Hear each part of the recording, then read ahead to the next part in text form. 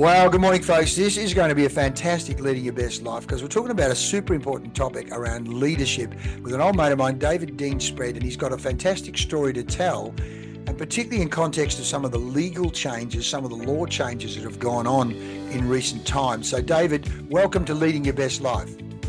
Thanks, Leigh. It's a real pleasure to be here. Thank you very much. You, as I say, he's looking younger and fitter, folks. So I want to find out what he's been doing in terms of his own personal routine, because he's looking healthier and younger than he did 2 or 3 years ago. So I, just out of vanity reasons, want to find out what the hell he's up to. But before we get to that, David, tell us a bit about your journey. What has been the David Deane-Spread story? Where were you born? What's been your education? What's got you to where you are now at the age of 35? Yeah, thank you for reducing my age by more than half. I'm a giver. I just give. So what's been that journey, mate? Your interesting journey, which I know you've been on. Mate, look, I was made in India, dropped in London, and landed in Perth by the time I was 4. Oh wow, that's a move around. Yeah, my family's Irish Indian. And they, after the British were kicked out of India, many members of our family moved here to Australia. Mm-hmm. My parents did that via England. Dad was in the Indian Army, and he went into the British Army and then into the Internal Revenue, or whatever they call themselves, their tax office. Mm-hmm.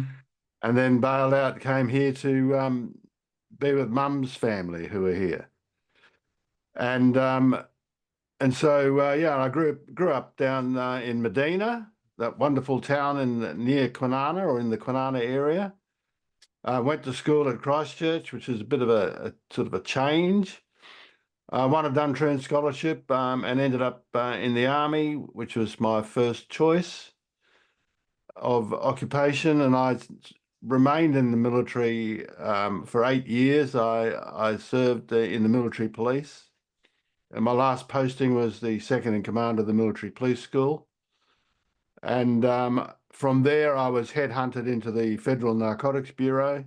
Wow.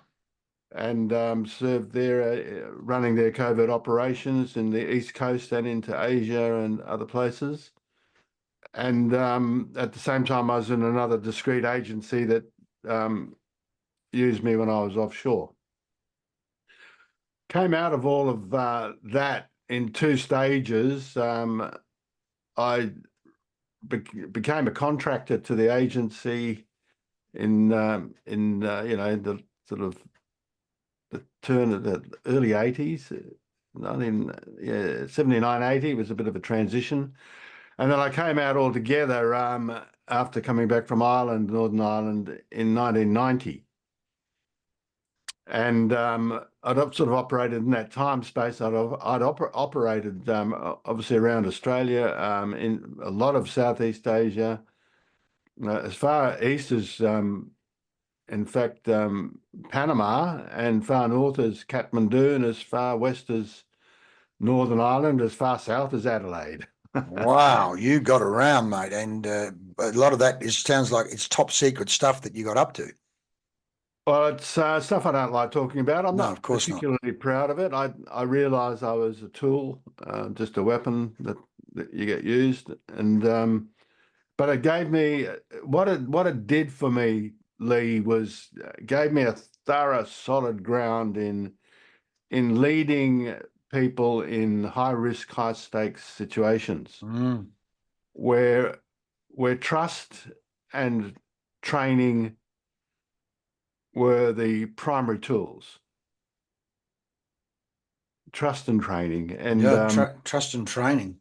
Yeah, trust and training. Trust you had to earn as a leader and as a team member, because we were tight, we were risky, we were often we'd try and pair up if we could, but a lot of the times we were out alone. And communication was difficult. It was in the analog days, but pre-digital.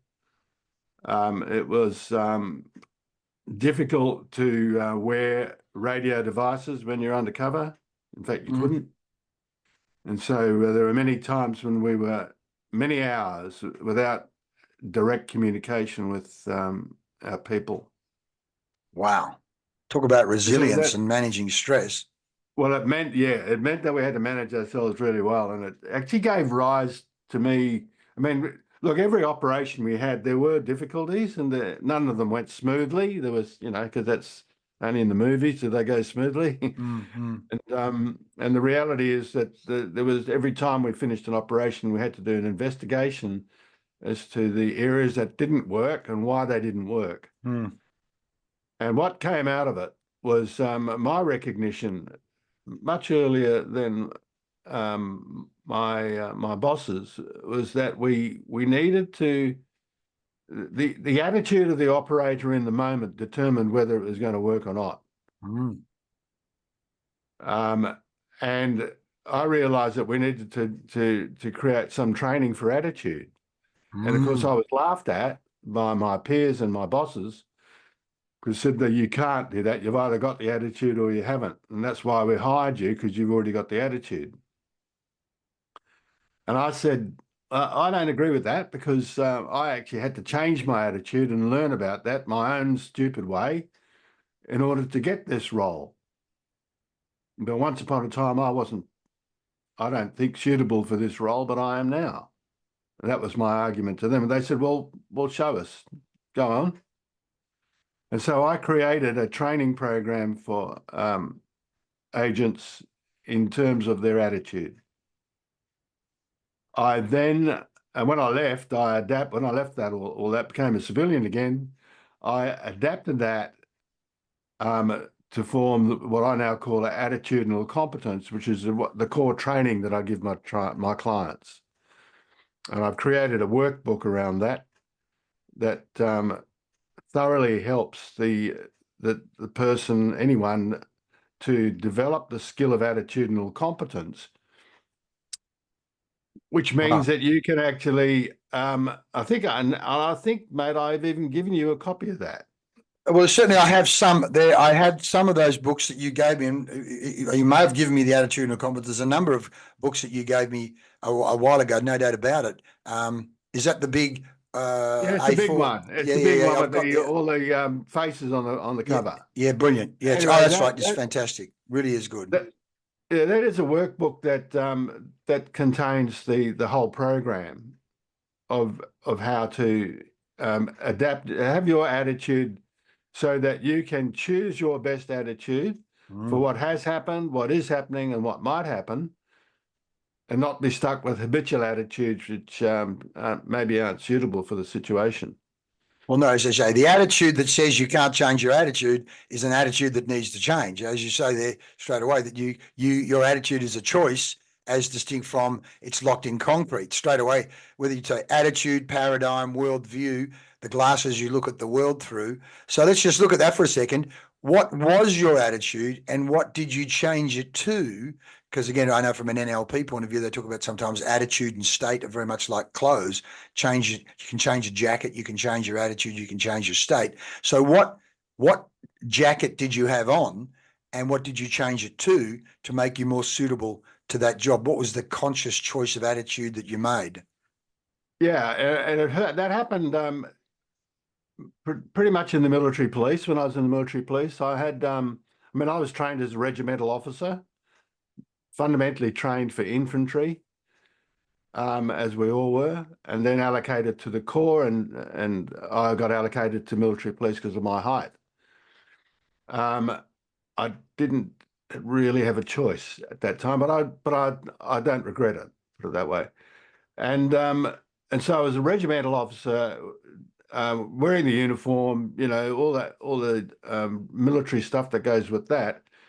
And then I had to, I was also in look, the Army sent me to the Victorian Police Detective Training School, and I did their detective training and then did a lot of investigations in the military. At one point, there was a need for me to go undercover, basically, and I realised I had to change my attitude then, Mm-hmm. and not look like a regimental officer, Mm-hmm. and not behave like one. Not even my bearing was, stomach in, chest out, upright, look ahead, look around. That demeanor of an officer that we were brainwashed into. And then I realized that I've got to adapt, and I have to be really adaptable. Otherwise, you're going to stand out like a, the proverbial. Yeah, and I mean, my height is a disadvantage anyway because I'm well over 6 foot, and it's very easy for me to look like a copper, I suppose. Yeah, look like a cop. And to really, how do I get rid of that? And that required a whole change of posture, dressing, my carriage, my responses, I had to hide my alertness. I had to hide my situational awareness. I had to maintain that awareness without looking like I was an eagle looking out for quarry. So it was And very much acting, wasn't it? You're changing your whole character, your beingness, your thinking, or at least your thinking stays the same, but well, you've adjusted as your alertness stays, but you pretend to not to be alert straight away. yeah, I mean it is in many ways acting, but but your life is the reward. It's not the applause from the audience; it's staying alive. Yeah, Yeah, staying talk alive about, and as you say, high risk, high stakes. staying undiscovered is the key. And the other thing that came out of that was how do I rapidly earn trust? Now, in those days, it was ultimately in order to break it. Mm. But in the context of today's world and leadership, how do I earn trust in order to keep it?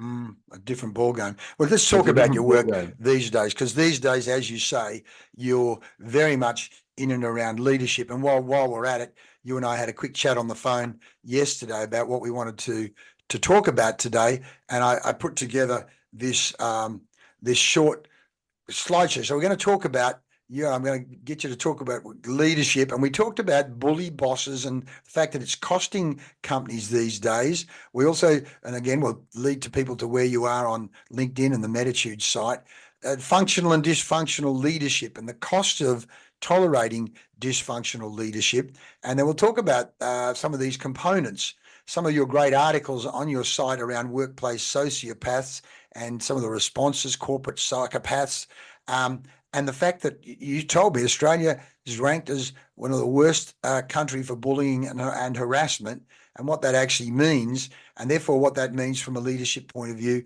and having conversations. So tell me, where would you like to start in talking about the work you do these days in working with organizations and working with leadership?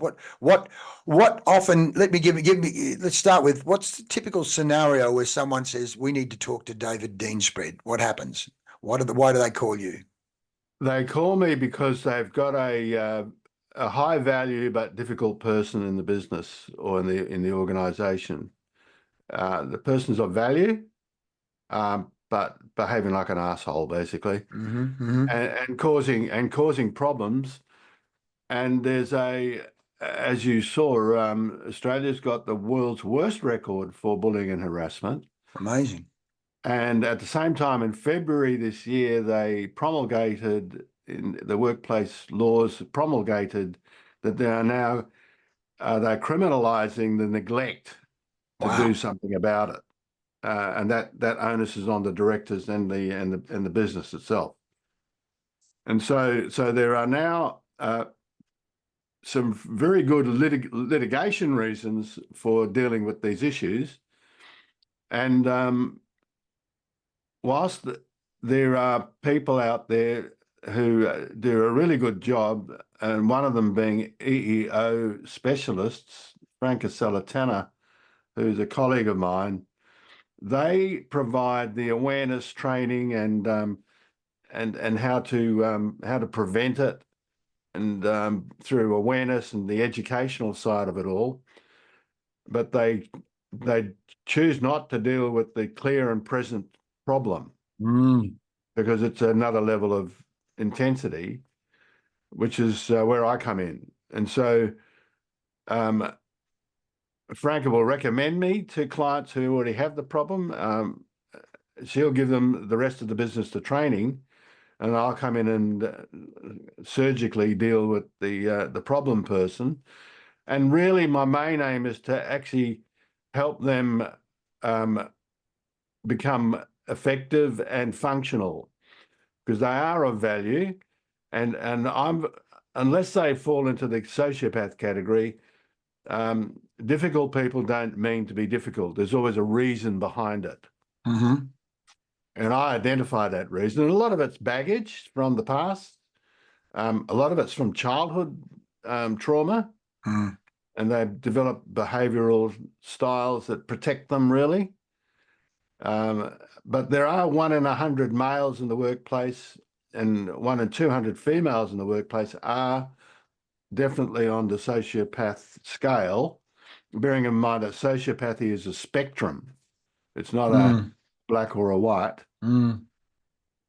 And the other problem is, of course, a lot of leaders have sociopathic traits without necessarily being a full-blown one. And some of those traits are being rewarded by the powers that be, the shareholders, I guess.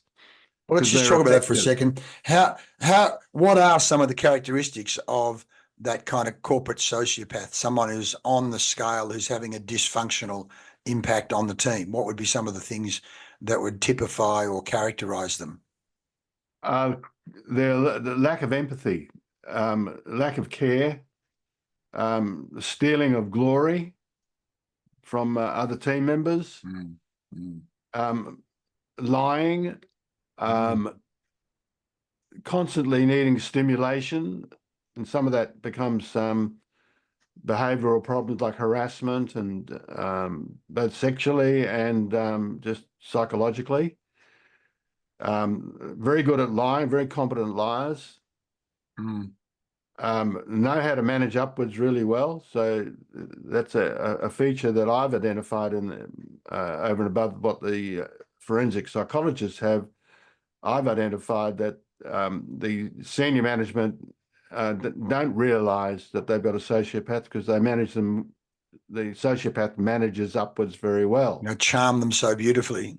They are very charming. They're very intelligent, very charming, and but really, what you'll notice is that the performance of the team comes in waves of high performance with new staff, and then it drops off as they realise they've got a sociopath for a boss, and then they either leave or they break down, and so there's then the wave falls way to below performance, and then rapidly comes back up again as the sociopath drives the new people, and the new people are wanting to impress because it's that honeymoon period. So they work their butts off, they get burnt out, and then they realize they've got a sociopath as a boss, and then they're going to overwhelm. So HR, of course, are working their rings off because on the one hand, they're either re-recruiting people because the turnover is so high, or they've got all of these complaints and stressed out people from that team.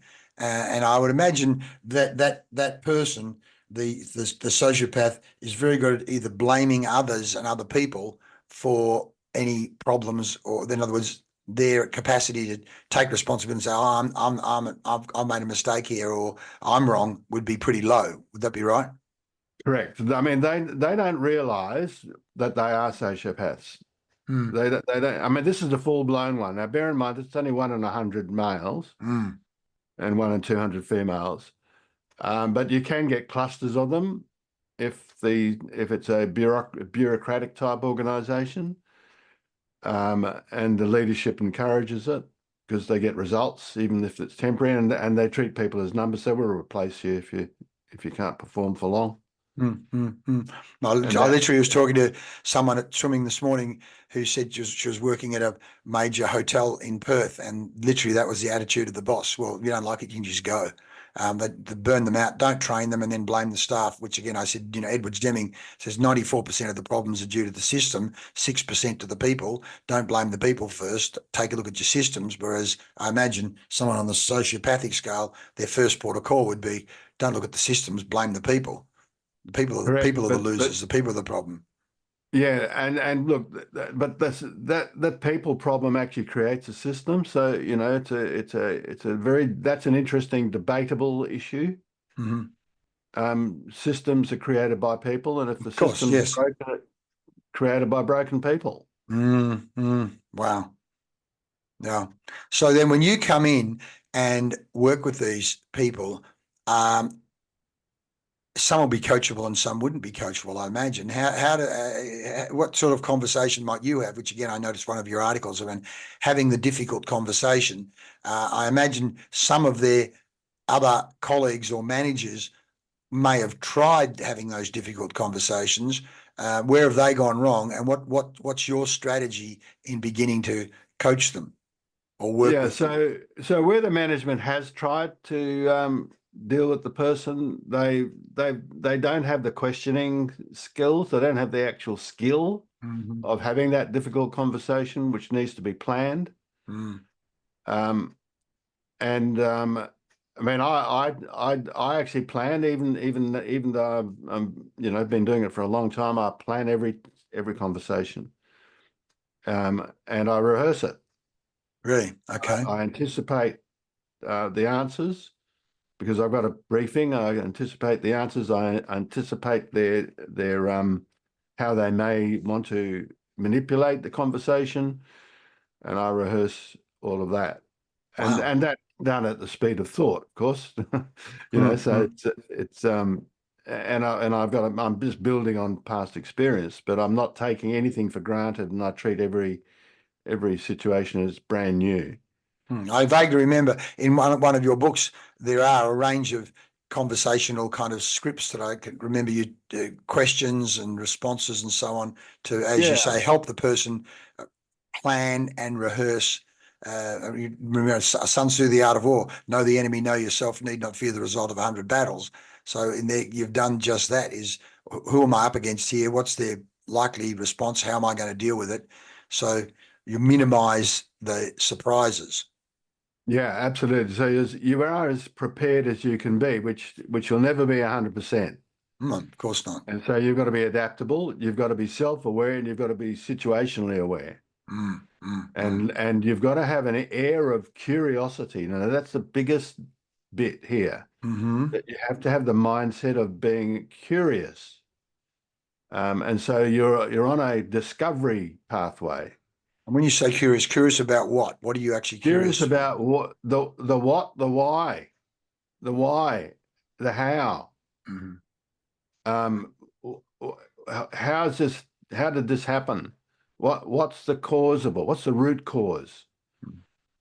And I look, I never go to the systems first Hmm.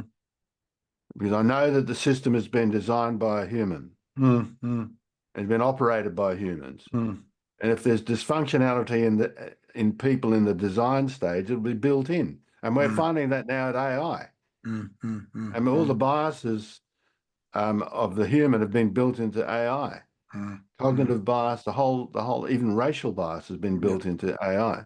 yep, yep, yep. And so, we've got to actually look at the systems again, not as though they are a separate thing, but look, they were created by humans, operated by humans, broken by humans, and ultimately fixed by humans. Mm-hmm. And so the key, so the what normally happens is the somebody in the organization, be it HR or the leadership, have tried to deal with the person and it's not worked. Yes. And or they've come good and then they go back to it. And so that I get called in, but my primary, and that's not my desired starting point. My desired starting point is getting leadership alignment, having a culture that creates positive results In other words, and think broader than just the individual problem. Think the organization, 100%. or certainly the whole leadership team. Let's start with the leadership team, of which this person may or may not be part of that team. Yeah. And so that's my preferred entry, is that we want to create, well, it's actually very more specific. It's very specifically, does this organization want to be the publicly recognized employer of choice, and then leverage that to become the publicly recognized provider of choice in their space? Yeah. Now, that's very specifically my ultimate aim. And it begins with leadership, but it has to extend to the whole business and via the culture. As we say, the speed of the group is the speed of the leadership. If there's leadership, and as you know, the fish stinks from the head first. If there's a problem with the organisation, don't blame the organisation. Take a look at what's going on at the leadership level. Even though it may be a bunch of geniuses at leadership, there's the individuals who is that leadership, and then there's how's that leadership team work together in terms of alignment. And you're working at both levels there, by the sounds of it, aren't you?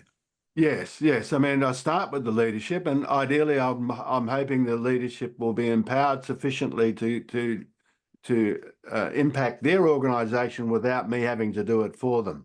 I mean, that's the ideal, because we want the leaders to it's trust and training. Yes, trust and training. And leaders do the trust, earn the trust, and do the training. Yeah. And then you've got, because people who train together bond together. Yeah. All right. And so you know that in your own team sports areas of life, which you spent your whole life doing. Yeah. And you know that that when we train together, we bond. Yeah. And one of the easiest, and I insist upon when I'm training for the organisation, that the leaders attend the training too. Absolutely.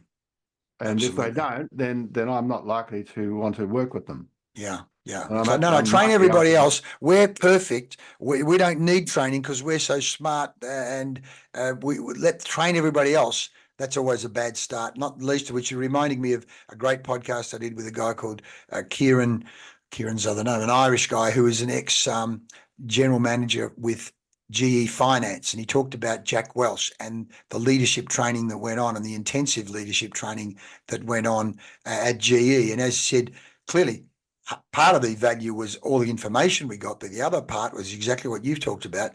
The leaders training together, you form an incredible network across the organization, which sets up great culture and cooperation across boundaries. But it's the investment and the valuing of leadership, and which again, Jack Welch himself always took part in and led, as distinct from, no, I've done my leadership training, you guys do it. The leaders have to role model that desire to be coachable and get better and lead, don't they? Absolutely. And look, I often get the leaders saying, well, I don't need to do this because I've already done it. I said, okay, if you've already done it, how come you got the problem? Nice. And they shut up and they come.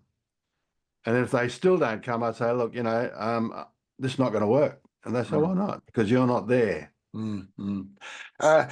Which goes to show so many leaders underestimate their role and the function and the impact of leadership. And as you know, I say, leadership is a function. All groups of human beings need leadership.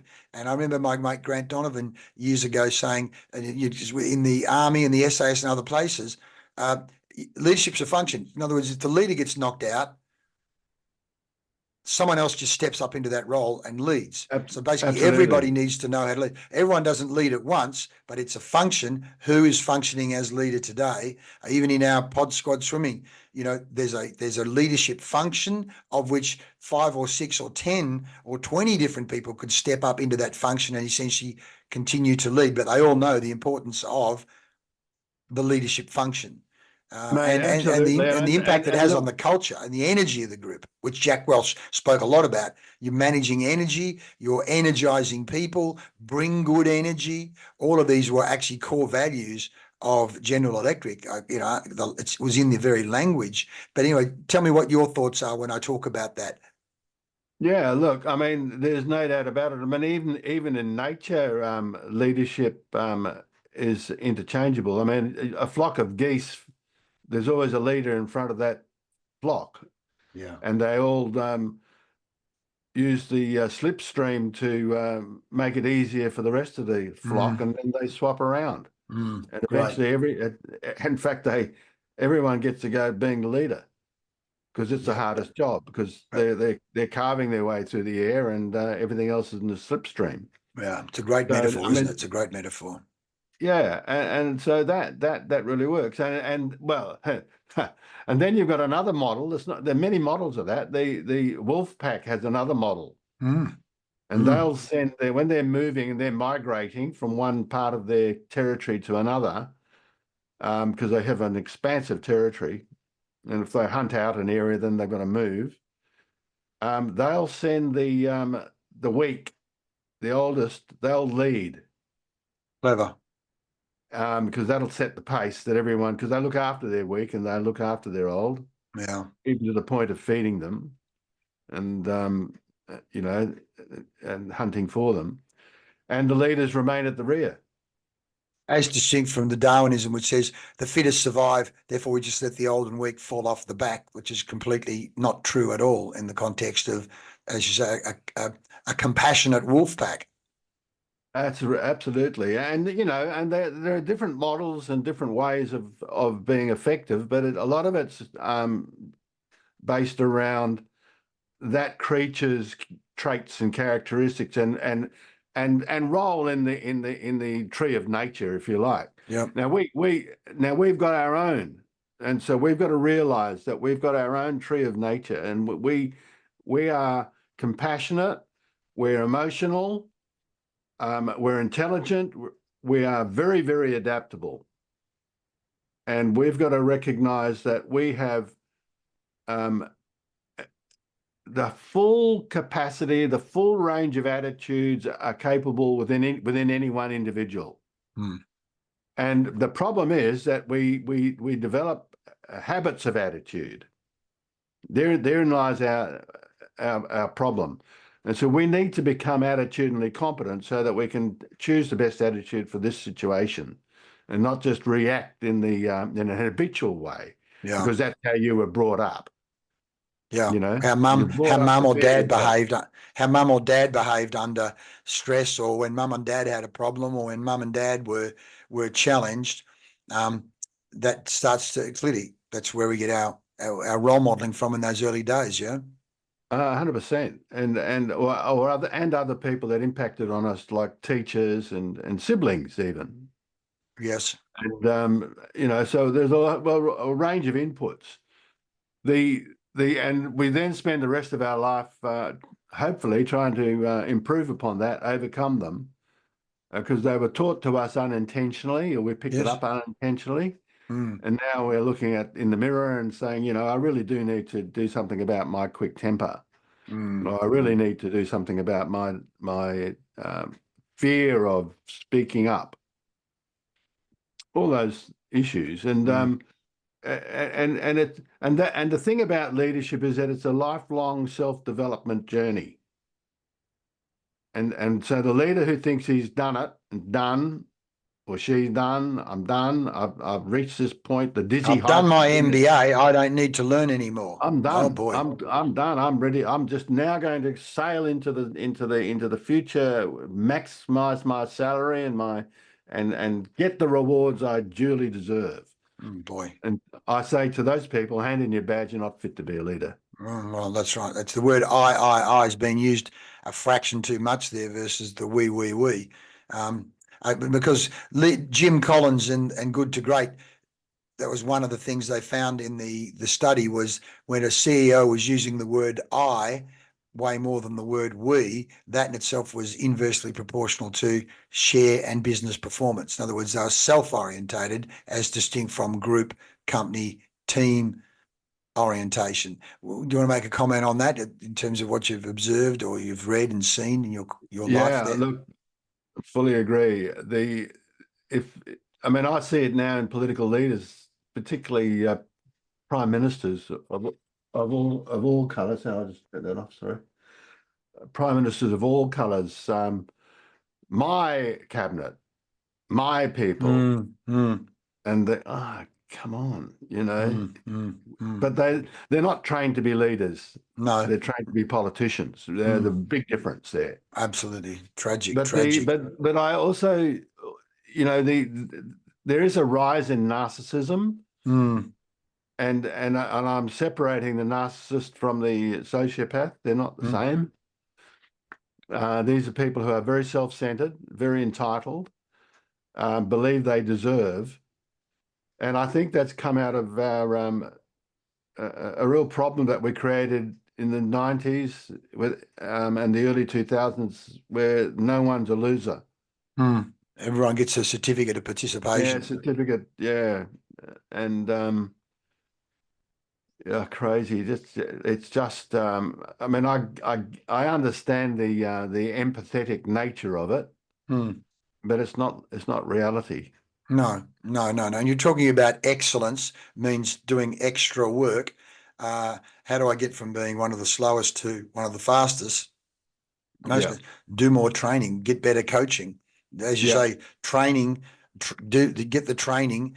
I don't forget one of the my son's mates, even in primary school, in the running race was one of the slowest, and got some coaching and ended up coming second or third. Was an incredible improvement. Just what the heck? Wonderful. What's gone on there? This kid has just got so much faith. You could see the style. His arms were different. His body was different. All from coaching. Same person.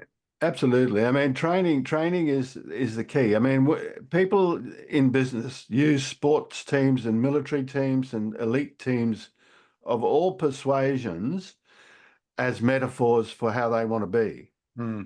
But they leave out the very thing that made those people what they are, and that's training. That's right. That's right. Right? They want you to perform without training, and then you've got the really and I just call them dumb bosses. You said, well, they're training on the job. You're doing the work. No, that is not training. No. Doing the work is not training. No. That's why I Training love the is Japanese. We did all this work with BSI, and I learned so much from the Japanese in terms of the concepts. And one of the concepts in Japan, two concepts I want to share with you in the context of leadership is one is called makasiru. Makasiru means when I delegate a task to you, my honor is at stake here. So I'm going to work with you to help you be successful at that task, as distinct from I've given it to you, good luck, you stuff up, it's your problem. Yeah, I mean absolutely. And look, delegation is one of the areas where the breakdown of work occurs. And trust, I'd imagine, because you've dumped a job on me, setting me up for failure instead of setting me up for success. Yeah, and normally well, not normally. In the dysfunctional space, the delegating work they should be perhaps doing themselves, but they don't want to do it for whatever reason, or they, as you say, they might be setting that person up on purpose, or they simply don't have the awareness that maybe this is not the appropriate person to delegate that task to. Yeah. And then they delegate. Accountability as well, which you cannot do. You delegate authority and you delegate responsibility, but you keep the accountability. If it stuffs up, you are the one accountable. Yeah, and a really good example of that is what's happened during the alleged war crimes, where the senior officers did not accept, or the officer ranks did not accept the accountability for what the soldiers did. Right. And that I was so angry over that. That is not how I was trained. So straight away, there's a major breach of trust. Well, if my men stuff up, it's on me. Yep. Which is really what you're saying, that Japanese tradition is. Makasiru. The other one I want Yeah, to share with you, when in terms of training, they call it shuhari. Shuhari. And shuhari means shu means copy the master until you can do it the same way the master does it. Then you can maybe make some minor modification, but then eventually means you can do it without even thinking. So you've gained almost the heavenly, it's really unconscious competence. But sure, so there's a process of learning. So guys, just copy me. So therefore, as a leader, if I'm looking to train and mentor, guys, here's the system, here's the way I do it. Follow these steps, and my job is to help you get to do them that way. Versus, there's the book. Good luck. I'm too busy to coach you or train you, which is exactly what my friend working in the hotel talked about today, to the point where she resigned because she just said they just keep dumping more work on us, don't do the training, then blame us. Which is exactly, what you don't want. So, mate, there's so many great things you've said there, but let's get to talk about you now. Firstly, if I ask David Deane-Spread, what is your mission? What's the difference you want to be making in terms of leading your best life in terms of the work that you do? Thank you. It is my mission is to help leaders become the very best versions of themselves. Simple as that. Which means that they can earn and keep the trust of their people, and they look after their people, and they inspire their people to be great. Fantastic. Because that's how we get things done. That's how we achieve excellence. And why? If I say why is that your mission? Why have you chosen that as your mission? Because first of all, that was the belief that was instilled in me by my father, and by the officers that trained me, that I still look up to, and by the fact that I have seen so much damage being done by dysfunctional leadership, and innocent people being hurt. Yeah, innocent people in a big way, and the fact that it's not rocket science. But it is discipline, and it is knowledge, isn't it? It is discipline. It is self-discipline. It's self-discipline, and it's really holding yourself to a higher standard, and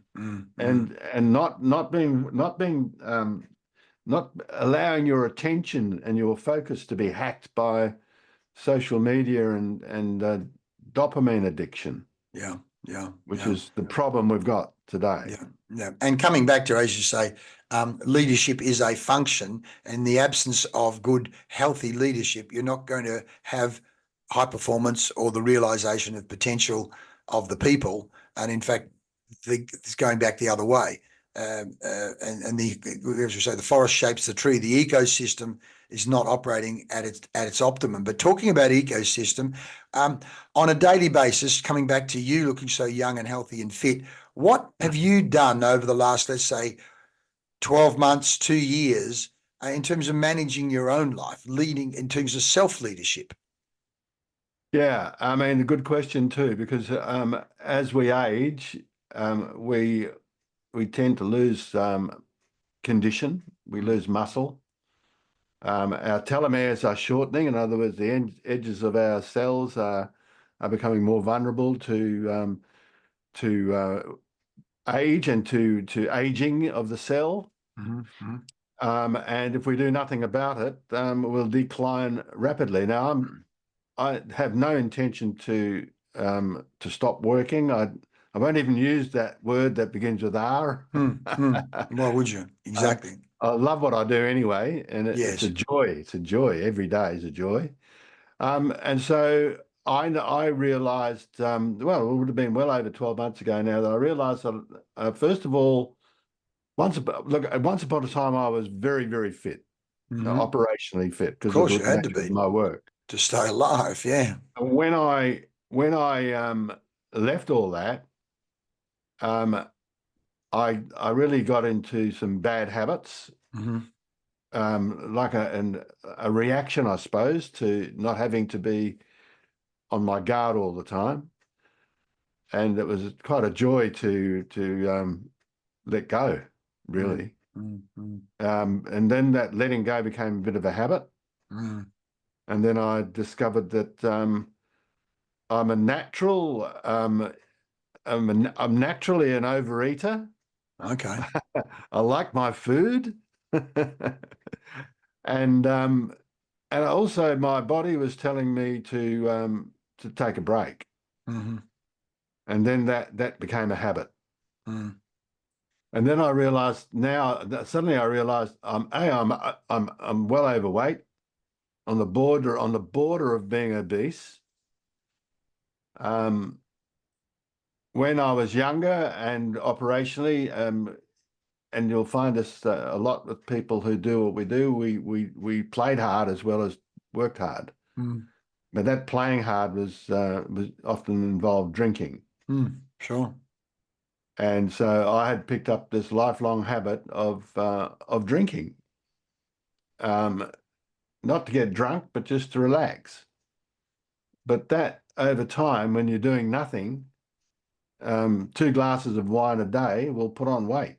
Sure. A lot of calories in it. A lot of calories in it. And so the first thing I decided to do was to change all that.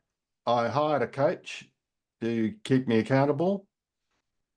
Actually, it was Samantha Jackson. I'm going to give her a plug because she's really good. This is And a she's Mel fitness coach, Gibson's fitness coach or a life coach? What kind of coach was it? She's a fitness coach. Yep. She's a fitness coach, and she's Mel Gibson's fitness Oh, wow. coach, Fantastic. the actor. And she lives in 2J, so she's in Perth, Okay. and she does it all by Zoom, which is pretty good. But I met with her at the CEO Institute, and that's how I met her. And I said, right, sign me up.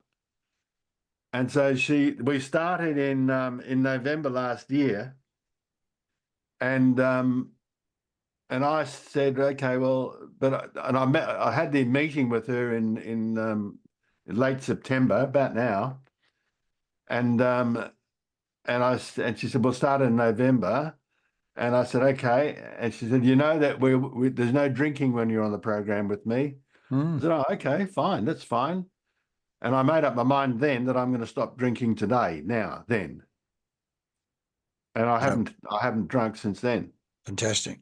I mean, look, if I go to a restaurant once in a blue moon, instead of having lemon, lime, and bitters, I'll have a glass of red or a glass of white, depending on what it is. That's it. But that's probably, I don't know, maybe a glass a month. Yeah, right. No, you yeah. know, So it's pretty much zero. that's It's pretty nothing. much zero. Yeah. Yeah. And I'll only do it if it's most of the time I won't. It's just if it's a special occasion, we're going to somebody's birthday or whatever, Yeah. Yeah. Yeah. So no drinking. Bang. That's been a big difference. That's it. That's gone. That's gone. Exercise regime is high. I mean, I'll do 8 to 10,000 steps 4 times a week at Bold Park and make sure I do the hills and Rebold Hill. Yeah. I'm at the gym 4 times a week. Fantastic. Wow, that's fantastic, mate. So walking and the gym, that's a great course. So they got the Walking muscles, and ligaments. gym, and if I'm sitting here in front of my computer, I've got my alarm, which might go off very shortly. And if it does, it means that I've got to get up from my computer and go and do some push-ups, squats, and sit-ups. Oh, wow. So you're doing like exercise breaks during the day as well. Oh, Every absolutely. Every hour, 2 hours? On the hour. On the hour. Wow. That's going to on get the you hour if going. I'm sitting here. Look, only belt out 20 of each, nothing. Wow. But even so, it's great for the body. Great for the body, mate. Oh, it's really good for the body. Wow. And what about the mind? What are you doing in regard to mind health? Right. So I have a mantra that I say every morning and every evening. And when I'm waiting in line, because I actually can be impatient when I have to wait. So now I say my mantra. Wow. And my mantra is all about my fitness and my health and achieving my goals, working with my clients. It's all and enjoying my life. Well, I know we put that together, I think, 2 or 3 or more years ago when I asked you to write down your goals, and we converted those into affirmations, and then Yeah. you recorded those and you'd been using those. So that's fantastic, mate. Yes, you did reignite in me. I used to have mantras before, and I believe in all of the mindset. I know that's important. That's part of attitudinal competence. Sure. But I had let my own discipline on that let it slip. Yes. And so you did indeed reignite it in me, and I appreciate that.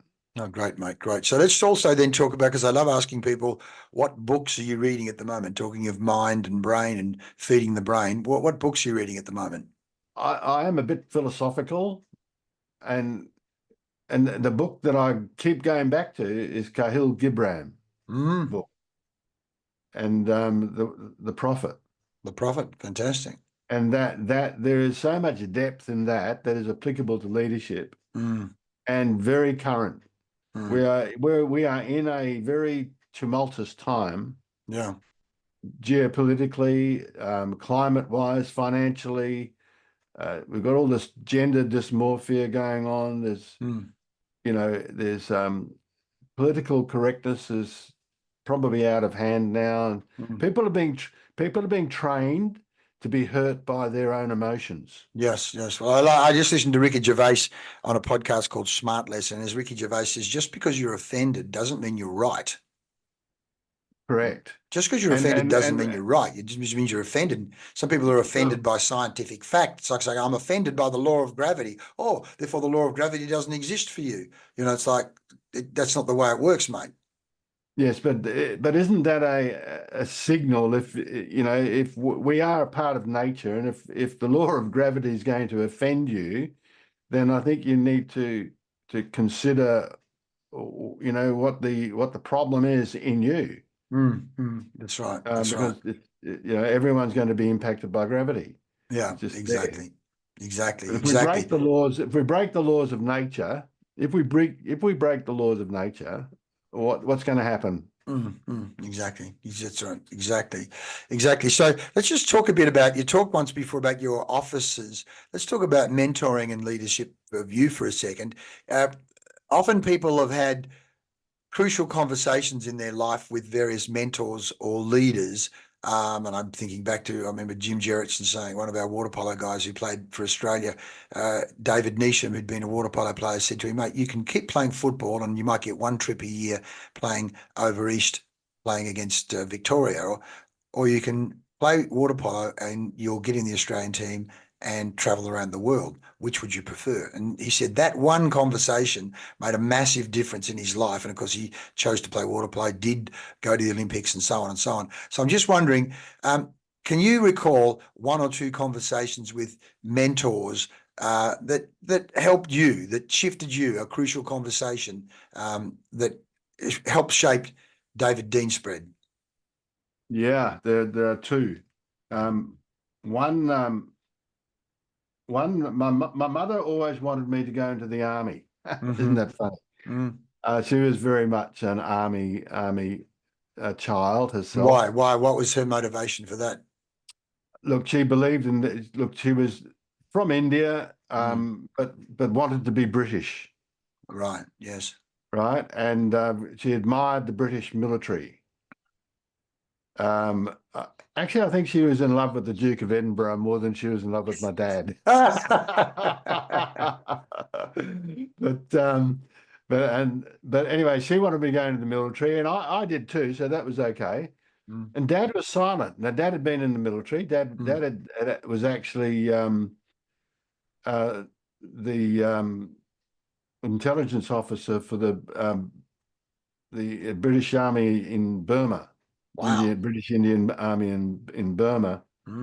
General Slim. He worked with General William Slim, who became the Governor General of Australia Okay. after the war. But Dad worked with him, and so he was silent. He didn't say anything. He didn't encourage me one way or the other. Mm-hmm. And I asked him one day. I said, Dad, what do you want me to do? He said, son, I want you to do what you want to do, but just make sure you're bloody good at it. Good call. Wow. Yeah. You know, That's a and crucial piece of advice right there. oh wow, that stuck with me big time. And then the next piece of advice that I really do remember, and it was when I was a young second lieutenant, and I thought that I had to know everything, Mm, and that I had to be, and I thought that the leader was the person who knew everything, mm, and of course they put a huge amount of pressure on me mm, because I know I didn't, but I had to mm. pretend. I was Fake it till you pretending. make it. I was faking it, and Mm, pretending I knew everything. yeah. And then this Bluey Mitchell, Warrant Officer Bluey Mitchell, came up to me. I'm getting a little bit emotional about this. Beautiful. Yeah. Just shows how Came up to important it me, was. came up to me and said, "Sir, you know, it's okay. Um, I am a better navigator than you, and I'm here to support you." And I was faking that I knew my navigation really well, and I Mm, was a mm. breezable navigator, but it hit a bit of a problem, and I was overwhelmed, flummoxing Beautiful. around, bullshitting my way around. And Mm. he came up to me and said, "I'm here to support you." He gently called you on your own bullshit. Yeah. And he took me aside. He didn't do it in front of the troops. No, that's even better. That's And how smart he was. yeah, and Bluey. And he taught me on that day Mm. the value of humility and vulnerability in one Yeah. hit Yeah. Beautiful, as a mate. leader. Mate. Beautiful. Beautiful. I'm No, so you glad I reminded me. listened. Brian I'm Cook, glad I listened.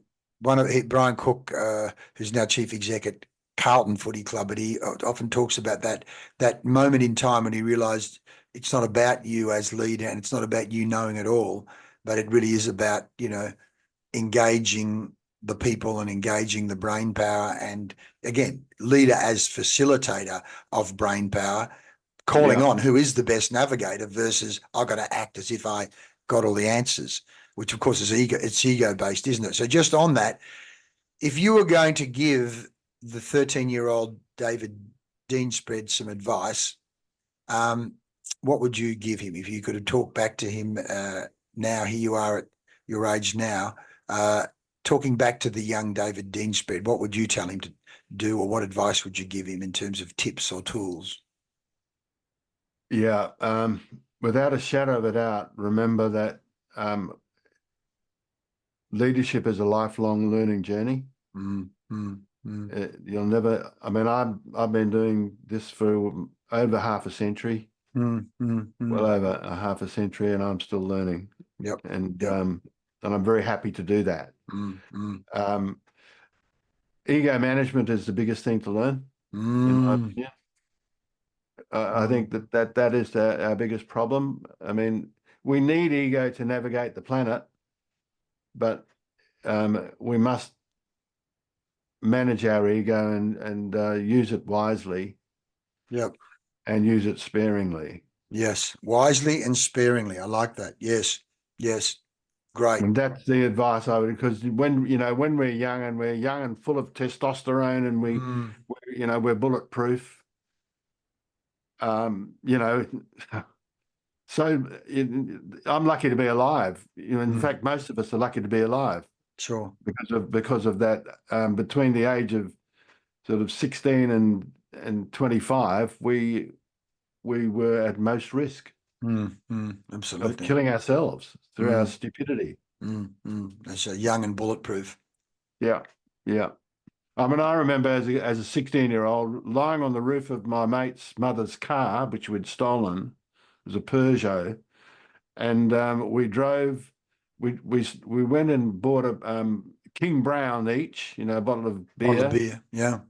and we went to Point Perrin, drank it there, and then we drove down to Mandurah, and I lay on the roof of the car as we sped down the road to Oh my Mandurah God. Oh my goodness. at night. Oh Now, my goodness. if you know, if they'd had to brake because of a road jumping across the road, I would have disappeared. I would have been ground into the gravel or We into wouldn't, the road. we wouldn't be I having this mean, conversation. Yeah. what a oh God, when I think about that, And of Right. course, I didn't think anything of it. No. I'd be all right. I'd be all right. Yeah. Right. It's Wow. stupid, Mate, stupid, stupid. Mate, you've grown up a lot since then. So I'm just going to go through some of the notes I've taken, mate, because in no particular order, as you say, we can change our attitude. We can do training for attitude. The whole concept, as you say, of attitudinal competence, that the attitude is not locked in concrete, and the choice of choosing your best attitude, and this whole thing you've just touched on, ego management, and how that ego management is so important in building the trust, but it's trust and training in terms of leadership. And we want to work with companies to help them become employers of choice. And of course, so much of your background is, as you say, Duntroon, India, Army, military police, covert operations, the whole principle that leadership as a function. And we love those metaphors of the flock of geese, the leader at the front, breaking, and then everyone, but that person can, that geese can drop back and the next person step in, and the wolf pack being a different model of leadership. The leader not at Yeah, the I'd just front, like to but make one quick correction. yes.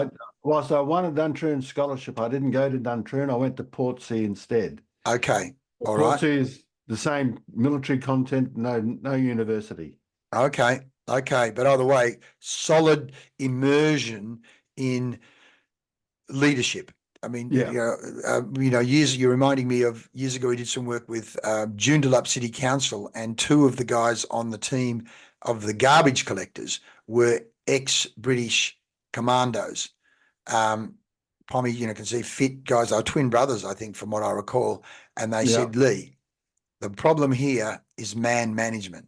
And that really resonated with me, in that, hey, when you've got two ex-commandos who clearly have been immersed in some of the highest level of leadership training, man management, human being management training in the world, that's evolved from probably the Roman Empire and before, saying there's a man management problem here. There's probably a man management problem here. All of yeah, that knowledge and all that training, let alone where they'd been and what they'd done in the field. absolutely, absolutely. And your point about the clear and present problem, and even clear and present danger of a highly dysfunctional leader, and the fact, as you say, there's a sociopathic scale, not necessarily you're either are or you're not, and 1 in 100 males, 1 in 200 females, but in the meantime, those that may not even be diagnosed as sociopathic at the extreme can be creating major issues for companies and organizations. And the fact that, you say there's criminalization, criminal neglect for some of this, that directors really need to be on their game in sorting this out, as distinct from a person saying you guys made absolutely no effort to solve this or help us or protect us from this behavior. Mate, as you say, curiosity, stay curious as a leader, lifelong learning, and coming back to ego management. Mate, is there anything I haven't asked you or a topic you'd like to cover before we move into the home straight? No, I think we're doing really well. This is a conference. Look, it's such a wide-ranging topic, isn't it? Yeah, But I guess the one thing I would like to say, and I'll get on my soapbox just for a short moment sure, here, if please that's all do. right.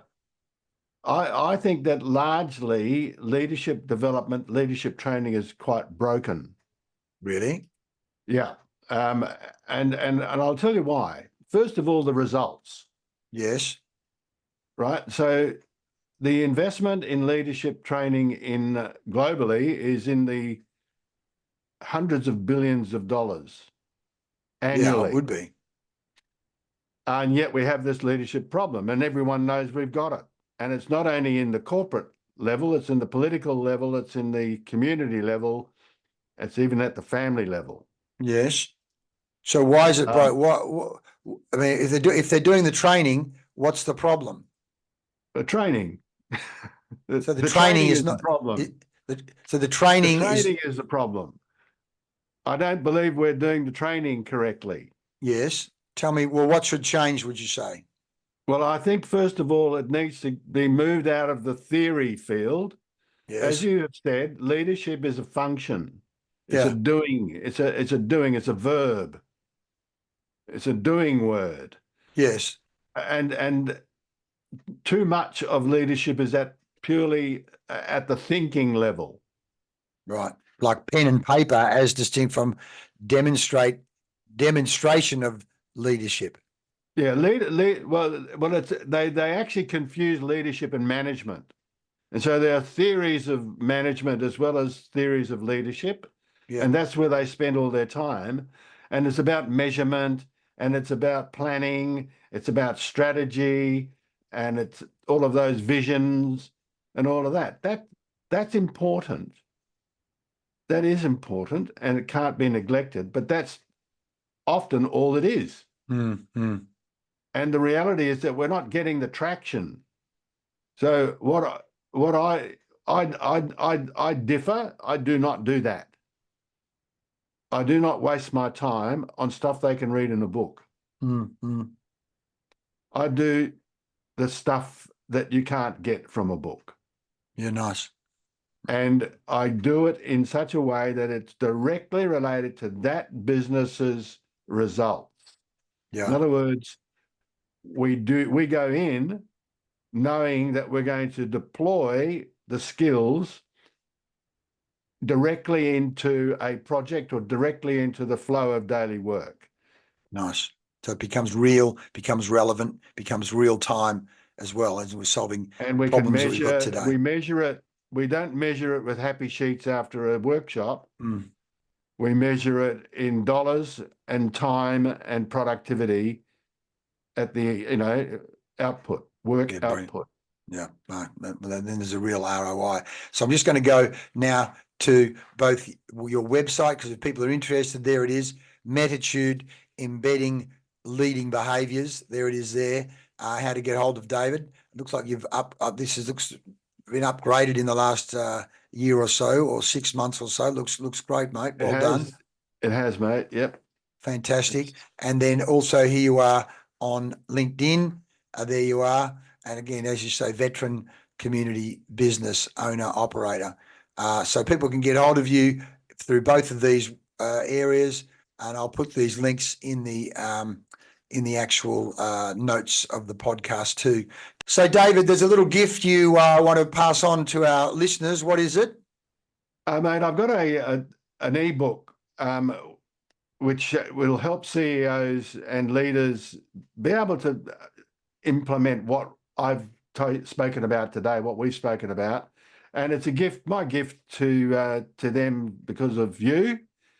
And I've got the link is in the will be in the show notes. Yeah, exactly, mate. I'll put it all in there. So thanks for that, and we'll share that far and wide as well. David, this has been fantastic. We could talk for another hour or two, but for the sake of helping the listener get some great information today and knowing what to do when it comes to leadership, one final question: is the future for David and your business and your life, what's next for you? What's the next 2, 3, 5 years looking like for you?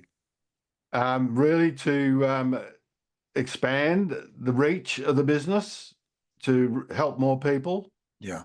That's the primary aim. And to do that I'm going to do that without adding more people to the business. Mm-hmm. So that means I'm going to learn more about how to effectively use technology to deliver the same quality to more people.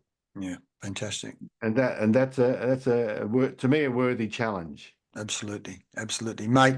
It's been so fantastic catching up with you. I look forward to sharing this far and wide, and look forward to us continuing our ongoing business relationship, mate. Thanks so much, David. Likewise, mate. Thank you, Leigh. I really appreciate it, mate. Good on mate. you. Bye. Thank you. Thank Bye. you. Bye.